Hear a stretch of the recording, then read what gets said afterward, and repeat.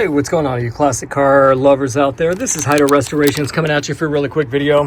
This is just super simple. What I did with the Caddy to avoid any type of parasitic drain, I went ahead and bought a really quick battery cutoff that I'm going to stick on the negative terminal in the battery. And it'll allow me to unscrew this green top right here, put it in my pocket, walk away, and it fully disconnects all of the electricity that's flowing to, yep, you see it here, folks, the 73 Caddy Fleetwood 75. So I'm going to go ahead and take this out of the package, pull out the battery, and we're going to go ahead and get going. All right, so for this Caddy, you can see we're going to be using a 5/16 socket. I'm going to go ahead and disconnect both of the terminals.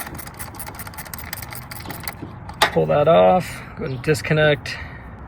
I'm going to go ahead and pull the battery out just to make this a little bit easier. Turn it around as I connect this. So you can see that this is a side post terminal. So it's kind of the same process for the ones that are up top, but I'm going to go ahead and get this installed.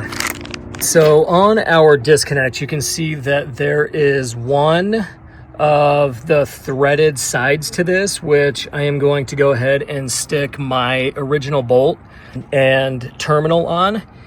I used the bolt that they gave me and I attached it to one end, and then I used the original bolt with a couple spacers and I attached the other end to the negative terminal on the battery. So really, it's that easy. I mean, you're gonna connect one, you're gonna connect the other back to the battery, and then it's really nice now.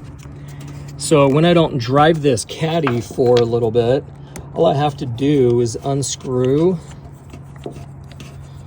this, pull it off.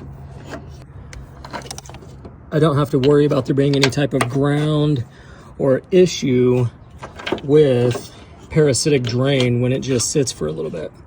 So anyway, I mean, it's that easy. These are really nice. I mean, some of them you can just unscrew and it's completely disconnected, but for this type, I like the one that just kind of sits on, and then I can pull it off just to ensure that it's disconnected, and I can screw it back on and it's good to go. And then for me, I didn't want to go sideways because you can see that there's a little more difficult down there. So I just did it upward because I have plenty of clearance with the hood.